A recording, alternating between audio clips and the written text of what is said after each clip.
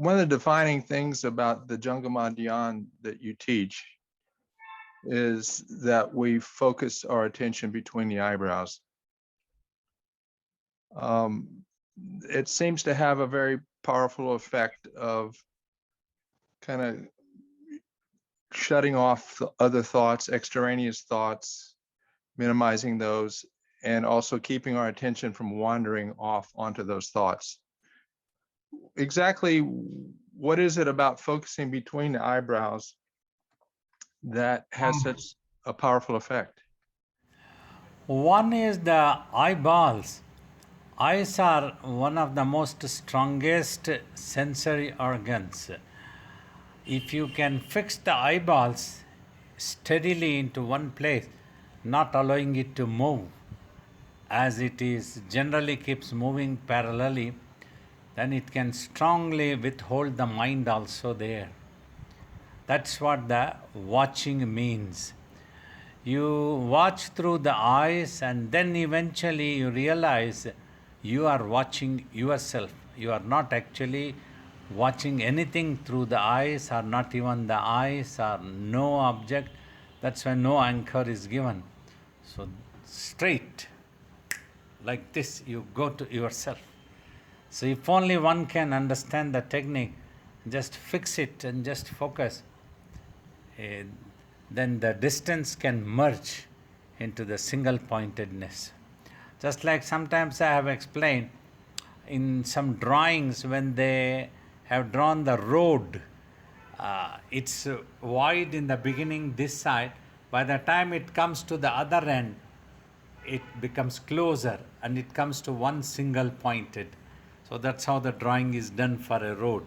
So in the same way, though eyeballs are two, slowly as it comes to one place, then it gives that oneness to the mind, and that mind stays here powerfully, and it can get rid of all other thoughts and visions, and it can get rid of its own habit of keep thinking and visualizing. That's how it achieves just the watching. And eventually you'll realize that you are watching yourself, because there is nothing else is there. People tend to think it as blank sometimes, as black, as anything such thing. Nothing. That's why at that place I try to recommend you are watching the consciousness of existence.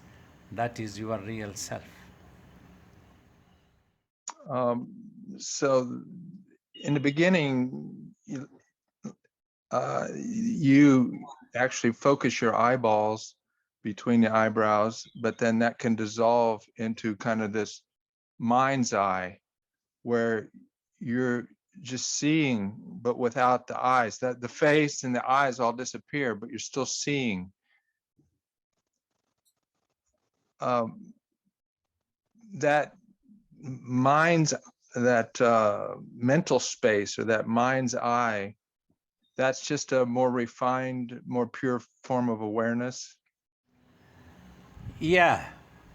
So that's like the word I use, consciousness of existence. That's what the awareness you are talking. That's actually awareness. You gain that awareness because it has, mind would have regained its pure form of consciousness and is simply aware. It gets into that awareness.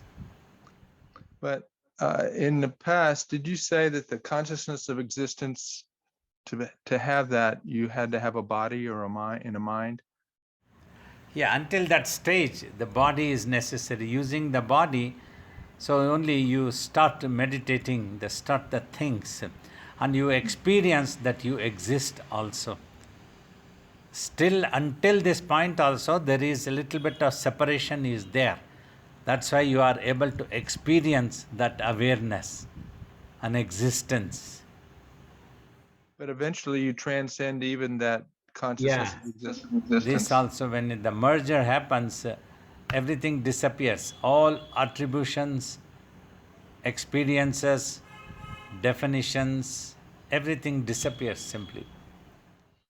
So the I vanishes, the illusion of being a separate individual person vanishes. Disappear, vanishes.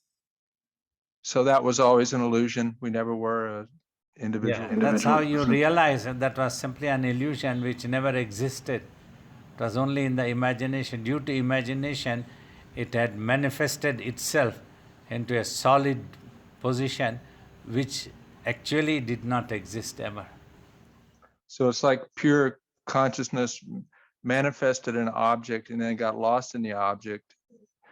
And then it rediscovered itself and finished. The illusion was finished. So, after this experience, only a yogi learns that the entire universe also disappears, dissolves into the space.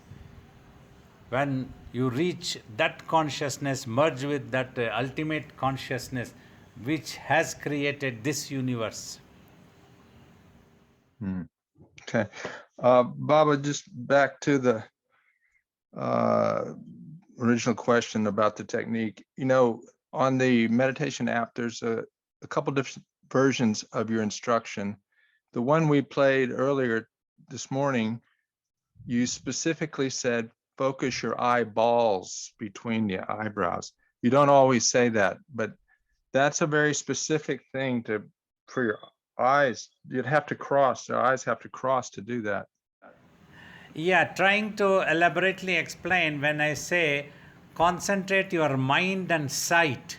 Sight means fix your eyeballs there, bring both the eyeballs together. That's what I mean, sight means here.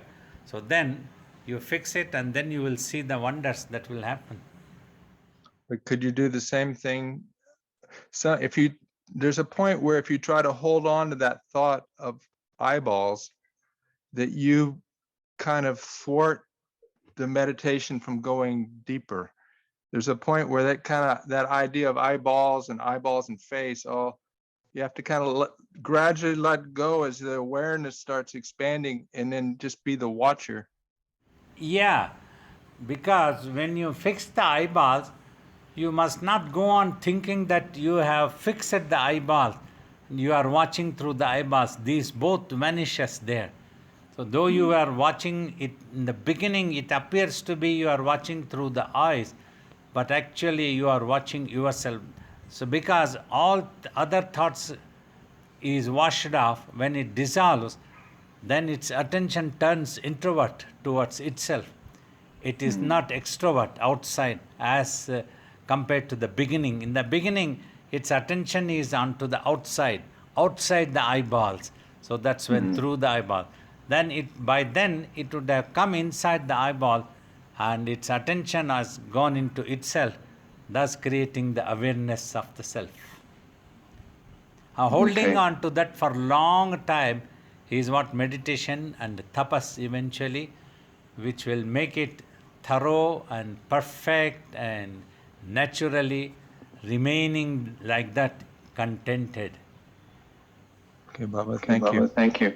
So my question really is about not when we're meditating, but how to truly practice and go to that place of remembering the consciousness of existence. So I'm going to share with you my daily walks, and I want to give you 3 different things that I'm seeing, and I want you to clarify something for me, because I don't want to be going into my imagination. I want to be doing the right practice of how to be in beingness. And I'm assuming that consciousness of existence, I'm kind of calling as also being, to just be. So when I'm walking, there is one level of being in the now moment. I'm present, but it's more outward. I see a tree. I see the trail. I see, the grass. I'm not letting my mind go into thoughts. I'm right in the now moment, but that feels very outer to me. Then there's a way of just watching without naming. And I'm just walking and watching without naming, but it feels very diffused. It's like I'm there, I'm in silence as much as I can be. I can come back to just watching and walking. But I've been noticing there's another thing that's been happening where I become aware of the awareness of the watcher. There's just, it's not like I'm saying it's me, oh, I'm watching, but it feels like it's a little bit more concentrated, that I'm aware of awareness of watching, and I'm still just watching without words as much as possible. So my question is there really a difference between walking and watching without words, kind of just being as much as possible, or shifting and being a little bit more aware of the being aware of the watching? Am I imagining this, and is this the wrong path? In all this, one important thing is the mind doesn't jump into any type of imagination. Means it enjoys the stillness of the surroundings also. All the surroundings, tree, or even the leaves, even the wind, nothing appears to be moving. When that stage comes, that means your mind is now quiet and is just into itself. That is the consciousness of existence. Till then, it tries to imagine, oh, a wind is blowing, tree has leaves, leaves are moving, something like that is always tries to come back. If that is not coming, then there is stillness, there is the watching of the inner consciousness of existence. That is what is happening. That's what has to happen. If that is happening to you, that is wonderful. If you are not experiencing any movement of the universe surroundings, everything must appear still. So then there is no further imagination. It is all dissolved, and at that moment you are able to enjoy the stillness. Then that blissfulness comes. Well, I'm not to that point yet, but there is a silence, there is a watching. So Baba, please give us something like a technique of, is it just that we, like you're saying, should we just walk in our daily lives to how to remember the consciousness of existence so that we can practice it? Is it just coming back to silence and just, is there any imagining that we're one with the existence? Yeah, you see, if you watch the mind has a tendency just to imagine even a little bit thing it sees. If it sees the tree, or if it gets to see anything, the day that you see the tree, but your mind doesn't say it is a tree, then you are there. That is the technique. So that's what you have to practice. You see a tree is no problem, but you try not to imagine it as a tree. Simply that oneness. Try to see the space there. The space is holding, and that is there. So then it becomes still. So then that consciousness of existence, it comes up. That file comes up, giving back all other things. It is on the path to dissolving, so disappearing. So that is what is needed. That's what you have to do while walking. Try to remember the consciousness of existence. That is the wondrous of wonder thing. Nothing else is as wonder as that it is. Not even a beautiful mountain, not even the Swiss Alps, not even the trees, not even the gardens. Nothing is so wonderful. One day when that happens, that has to happen. So you have to remember that consciousness of existence, even while walking, even if your eyes are open.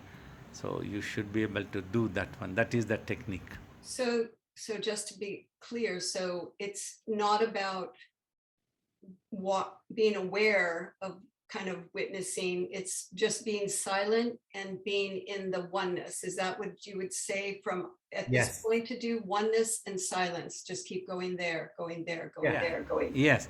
And this is what actually to be a witness means. What you just now said is what the actual witness. Witness means you might be witnessing an existence outside, like a tree or a garden or a door, anything, but you are not imagining what it is. So then you are into the awareness. Okay, Baba, thank you so much. Babaji, today I am with my sister Maria, and she doesn't know English, but if you can give her some advice to go in the spiritual path, in the spiritual way, and your blessings to her to be able to do it. Yeah, I convey my blessings to her.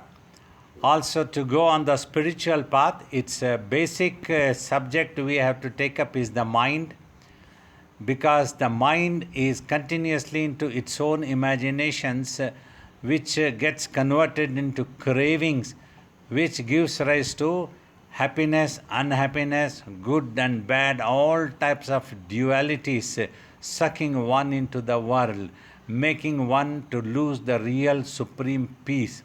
One is looking for peace and happiness. So you have to get rid of these dualities by practicing meditation. The technique, as we teach, is thus: you sit into any comfortable posture and gently closing the eyes, concentrate your mind and sight in between eyebrows by fixing the eyeballs. Concentration of sight means, and just keep watching there. Do not imagine any mantra, do not repeat, and do not imagine any definition about the thoughts, whether it is good or bad, right or wrong, whether it is there or not there, whether it is blank or filled, white or black, nothing. Just watch. So you explain to her these basic points, then it will help her to know her real self, that she is beyond the birth and death of the physical body. She is that immortal soul, that eternal entity, that infinite form. One day she will be able to realize, if she goes on practicing like this, and she will realize that she is an eternal entity, not the birth or death entity. Thank you. Pranam Babaji. So my question is, if I go and meditate more than the prescribed 1 hour and I try to do more sadhana, I feel like a disinterest in everything else. So how to differentiate between Vairagya, which is genuine, and Tamas? Vairagya is the alertness that everything is impermanent, including your own physical body and the entire universe. Everything may have its own time. The human body may have 80 years, 100 years or so. A mountain may have its own time. Earth has its own time, like that. It is impermanent. So, by remembering this, you get the Vairagya and understanding that you cannot depend on any of this for a permanent happiness. See, you have to visualize and understand a permanent happiness means once a happiness comes, then you must be able to relax. It's not going to go away. But if you are not like that, then the happiness comes, then you are worried. Oh, nobody should snatch this happiness. I don't want any unhappiness. You become anxious about that one. Like that, dualities are there. So, to get rid of this duality, this Vairagya, understanding is what the important thing, which will help you to overcome the tamas also. Tamas is the understanding of the things that are in front of us, that it is impermanent. We must try to look which one is important and permanent. So Vairagya means non-attachment. Yes. Okay. Namaste, Babaji. I just had same question as Agastya, actually. So you've already discussed quite a bit on it, but I also wanted some clarity. Could I say, so first of all, what is the difference between watching and concentration? Is it the same? You concentrate your mind and sight and then watch, followed by watching. Means concentrating here means you bring your eyeballs here and fix it there, make it steadily stand there, and with that your mind through the eyes start watching. Until then you are trying to concentrate your mind and sight. You got it? Once Yeah. you have concentrated, then you start watching. So my problem is that even when I'm not meditating and I'm trying to concentrate on something, any task that I'm doing, my mind just runs in 10 different directions. And then I become aware that my concentration is not strong. And so I'm like, I need to improve on my concentration. That's So what when- watching means here. I'll clarify. You see, when you concentrate, also your mind runs. Then you lose that concentration also. But after concentrating, suppose you concentrate on an object, on a book, on a almirah, anything. So then you start watching there without So thinking. can I practice an external object to concentrate and then go into watching? Or do I have to close my eyes and concentrate and concentrate? For a short while, you can practice watching to fix the concentration. So, like any photo of any divinity, divine that you love, you watch that for a while. Even as an young child, so I used to practice like that. After I met my guru Shiva Bala Yogi, like I had fallen in love with him, I had a photo, and during night times when I had to go to bed, I used to just keep fix my concentration on Swamiji's photo and then switch off the light. Then that used to sit on the mind. Then I would be watching that and used to go to bed and sleep like that. So like that you can practice any of the items. Okay, so I was thinking of concentrating on a candle maybe, but that's flickering a lot. And so I'm finding that, moving, candle moves. yeah, That but I'm light- finding the same problem when I'm closing my eyes and following your instructions, that even though I am watching, there are like clouds taking different shapes. Something is, even though I'm watching in the middle, and there is no image as such, I'm seeing like clouds forming different shapes, and that is also distracting me. I suggest try to watch some photo that is dearer to you, a divine figure or whichever one is appealing to you. So that would be much better because that is a still. Photo is always a stillness. So that would be helpful to you. So earlier, Victoria was talking about watcher watching and the watched, right? So it's Triputi. So can we say that the watcher and the watched disappears and only watching remains, and that's what you find yourself to be? Yes, one thing, oneness remains. Both seer and the seen disappears. Disappears. So could we say that I find that consciousness of existence gives me a feeling of expansion of consciousness and awareness, in the sense that it becomes broader because existence is like everywhere. Yeah, that's what you have to see. The oneness, it's same thing is everywhere. That's you will experience that the same self which is inside you is there in everything, as everything also. So you visualize, you keep looking like that. That will be very helpful for you to go deeper in the meditation of silencing. Because I find that when I sit for 45 minutes like this, it's only like 5 minutes I really feel that inner joy. Because It's a great 5 minutes is good enough to begin with. It's not a small thing.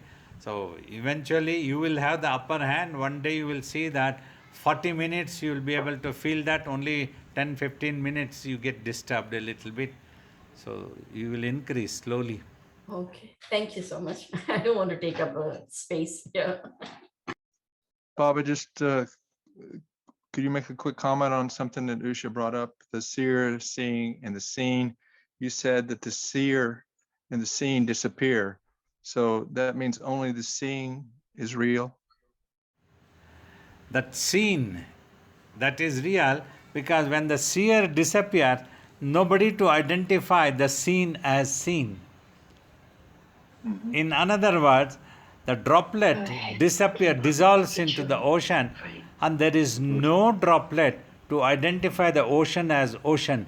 That is how to say both droplet and ocean disappears. But ocean is going to be there, but not as ocean, because nobody to recognize it as ocean. That's how the self, individual imagined self, merges with the self. Thank you, Baba. Okay, there we go. Namaskar, Babaji. I want to go back again to Augustia. I think it's very interesting. I had the same things. Now, is there a difference between the third eye chakra and the space in which you would meditate? Because I do tend to find myself kind of sitting a little higher. Is that something I should remediate and come lower? What is the difference there? Is there a difference, and is it important to make a distinction? No, actually, because chakra is only a symbolic word that is mentioned. No chakra exists. So this place, like Agna chakra, is meant commanding circle. Means if all the mind gathers here, so then you become the master of your mind. You are able to hold on to that for longer time, go into a tapas, and make it to go introvert into samadhi. So that's what the Brikuti or the third eye. There is no eye is there. When the mind comes there, that mind is now blossomed and purified as pure consciousness, is the third eye. Because you see, you have two physical eyes, and the third eye is that you see through these two eyes. So that's how the third eye is being told. So generally, the ancient technique is to focus, fix the eyeball and concentrate here. Then that eyesight dissolves. Only oneness you will see. That is the truth. Space, in fact. So if it's a little higher than smack dab in the middle, it's not going to make a whole lot of difference as long as I'm finding my focus, I'm finding the concentration, and I'm finding the peace. Yes. Okay. Yeah, so thought usually has two components, right? One is the visual component and one is the auditory component to any thought. So what I've seen is focusing and closing the eyes, the visual component goes away, but the voice component is still kind of active. So does that same focusing take care of that eventually, or is it, can we block our ears too to probably dampen the auditory component of thought? No, no need. The same meditation will take care of the silencing of the auditory component also eventually. You just I see. have to watch. You just do not analyze whatever you get to hear or a thought that comes. Just continue watching. That will also dissolve eventually. So, Babaji, when was, after how many months of your tapas did you first experience a state where there was no thought for even a minute? Like how many months did it take to get there? No, because before that sitting for 5 years of tapas, I used to meditate for 6 to 7 hours for 20 years, even if not every day. Like whenever my guru was there, all the day we used to be working and serving, running. But when he used to go away from this ashram, then many days after attending to my morning chores of the regular work of the ashram, cleaning, puja, everything, like I have told, I used to make a few chapatis and go behind. There were a lot of bushes, mango trees. Under a mango tree, I used to sit down, contemplate for some time, and then try to meditate. So that had given me a lot of peace and the stillness of the mind. So during the 5 years, I could experience the quietness of the mind, thoughtlessness, very soon. But then, when the concentration came and the journey towards samadhi was happening, so then all the previous, whatever remained in the consciousness had to come out.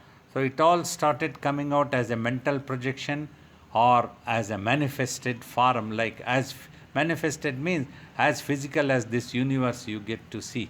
So that's how I experienced. Yeah.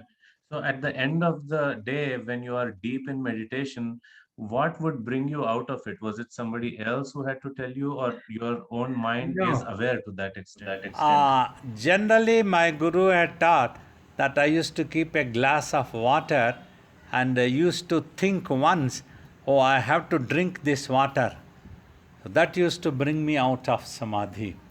I got it. Okay, I got it. Thank you. Hi, Babaji. Thank you very much. I've been told, and I've heard many times, to be silent, but for some reason, your words and your voice cut through. So I'm forever grateful to you for that. Thank you. My question is, and I think my last bowling pin is a hook comes, and it's the hook of the fear of poverty. And it takes me on that mystery tour. I jump back into the brain and the and what's start, and then I can stop it. Can you talk to my brain a little bit about being content and gratefulness, please? Thank you so much. Yeah, when you go spiritual with the spiritual journey, tremendous amount of courage. Like for example, when my master made me to sit for tapas, all the voice that I heard was, either you come out as a yogi from this room or your dead body must come out. That means you must not abandon the technique, the practice, the method, anything. So that gave me a lot of courage. So either I will do it, or if I am unable to do, I will die till the last breath of life. I will have the satisfaction that I have tried my best if I die. So that gave me enormous amount of courage and the confidence to go ahead, not to worry for any vision, any manifestation, anything that happened. So after all, this might cause a death, that's all. So when you think like that, when you are ready to die, so that's what in childhood also we learn from a school teacher used to tell, if anything happens in your life, think that after all my head is going to be cut, that's all. After that, nobody can trouble you. Until your head is there, they can trouble you, always threaten you, do all these things. So when you think about these things and gain that confidence and courage, then you won't bother to look back. You will go ahead. Let this kill me, no problem. I must be achieving my results. Wonderful. Thank you very much. Hello, Babaji. How are you? I'm good. Very good, very good. So one question is, so this Jangama Dhyana, is this more in line with the Patanjali Yoga Sutra, or is more like Advaita Vedantic non-dual meditation? How is You can call it a non-duality, meditation on the non-duality, on the oneness. Patanjali has taught this method also. This has used to be practiced in ancient India long ago as one of the highest methods. But the same technique was given to my master by Jangama sage, who appeared from a fruit.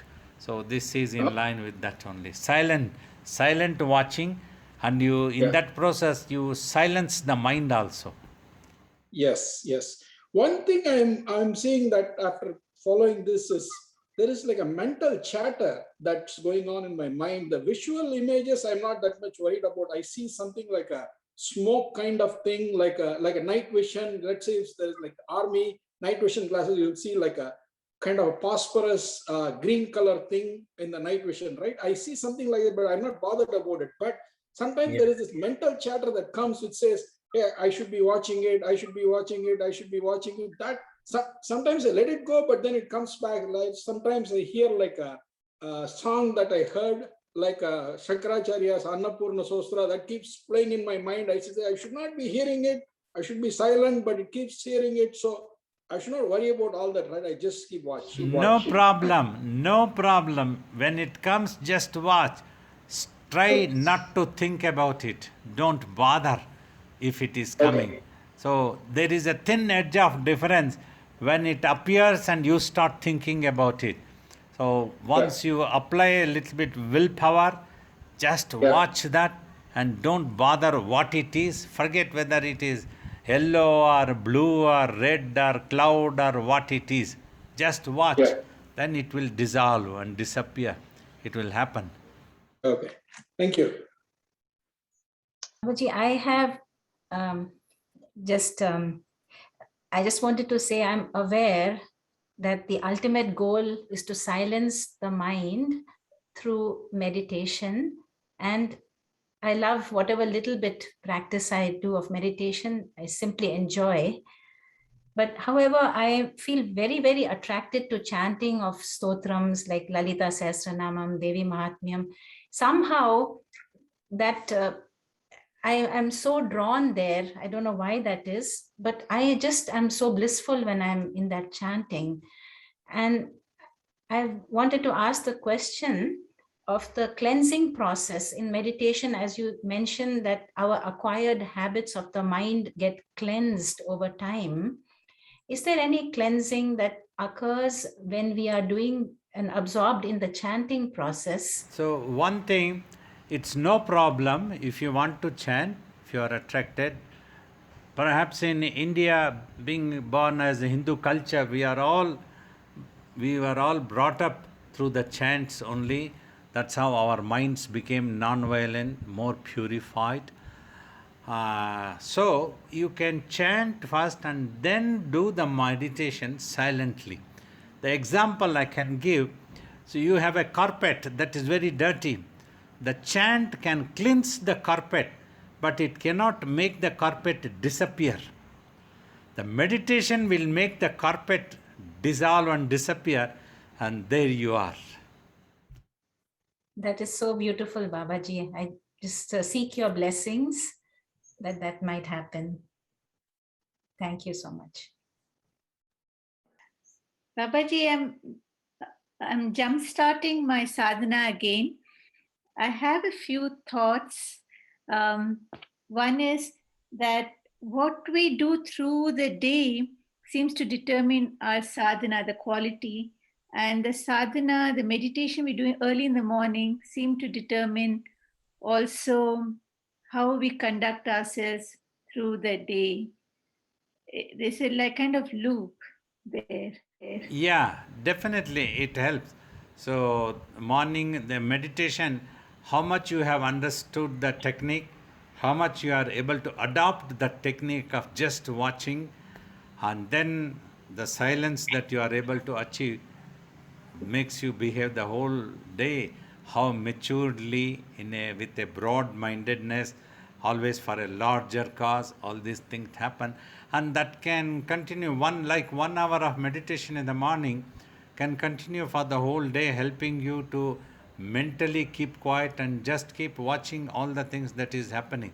You go on doing anything and you won't bother much, you won't jump into the future or past, but you will just watch. You remain focused when you are trying to do it, and as the results, as the day passes by, everything your mind simply accepts.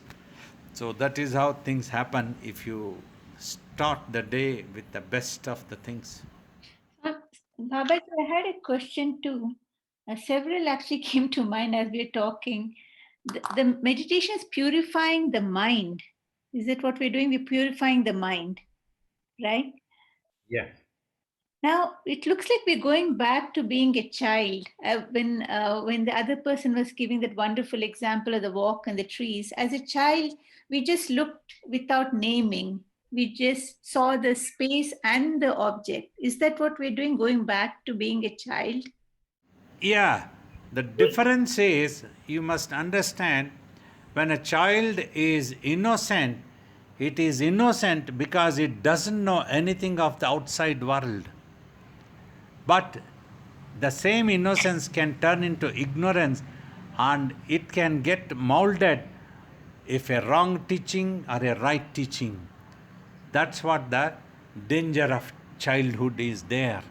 If they get the proper guidance from the elders, from the parents, they can learn the best and the right things. Otherwise, they can be learning wrong things also. But in spirituality, when you undertake the journey and practice sadhana, and when you achieve the innocence of the mind, you are now clever. Nobody can fool you. Nobody can teach you wrong things. You are matured. So that's what the childhood you achieve again by practicing meditation and sadhana. Babaji, when I dance, I have this experience of tremendous joy, of a oneness, which almost has tears coming into my eyes. Yeah, this thing that happens, I would like to call it as a blissfulness that is good, not bad. But eventually, it is the meditation which helps the mind to settle down, become composed. That is the supreme peace. Because the blissfulness can make you jump back to the world getting excited, or something else can happen. You need to be very careful. It gives a temporary experience of blissfulness. That's when you experience the joy. So, because you will start depending on the dance only for your enjoyment or happiness. Happiness must be there at all times without needing any anchor or any such exercise, any such object, subject, anything. It is there all the time. So that is the meditation. Now, when we meditate, like where we were meditating now, the body was sometimes, jerking, and then you'd come back. And I can't sit on the ground anymore cross-legged. So is there any way to tell the body not to do that? You can sit on a chair, try to keep the back and neck straight. If necessary, you keep a pillow or a cushion backside onto the wall or onto the sofa so that your body is straight. That is important. Then when you sit for meditation, your body should be light. You should have taken sufficient rest also. And also after taking the food, you should give some time, a couple of hours for it to get digested so that you don't feel sleepy or tired. If you avoid all these things, then you will be able to keep the body steady and to the point, straight. Okay, Babaji, thank you. Thank you, Babaji. I am, like, for considerable periods of time, able to go into silence and experience even that consciousness of existence, little glimpses of a total peace and solitude, serenity.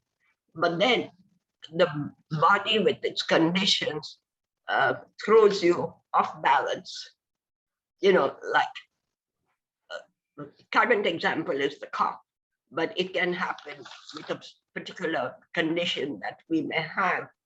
So I want to ask you that as we grow older and we have more bodily conditions, how do we try to, and it's inevitable, yesterday you said it's the process of aging, and probably I'm one of the oldest in your Zoom meeting today, but I try to be positive. I have faith in you and meditation, but how do I prevent that? And then the question is, do yogis ultimately have perfect health, or do they also suffer but have transcended? So how do you keep that balance? One thing you see, whether it's a yogi or a god or anybody who has come in the human body may have to suffer. Body has its own limitations. One might try to keep the body as healthy as possible by proper diet and proper exercises, walking, etc., keeping the mind also under control all the time. That might be helpful to keep the body a little more stronger for a little more longer time. But ultimately, the body will fall ill. It can become ill anytime. Weather conditions, all the time, the right type of food may not be available. Anything can be the reason. And sometimes devotees forcing a yogi to eat certain things which is not healthy also. So this time doctor, when I was in Bangalore, doctor was giving me a lecture, you need to become more tough. You are very smiling and soft. You should not be with the devotees. Make a serious face and tell that you cannot eat any such thing. And otherwise they will feed you all sorts of things. So generally, often this is what happens in a country like India for Mahatmas. The devotees feeding all sorts of things can create illness. It is not immortal. Body is not eternal. It will have to go one day. What one has achieved through the tapas is the self-realization, the mind's silence.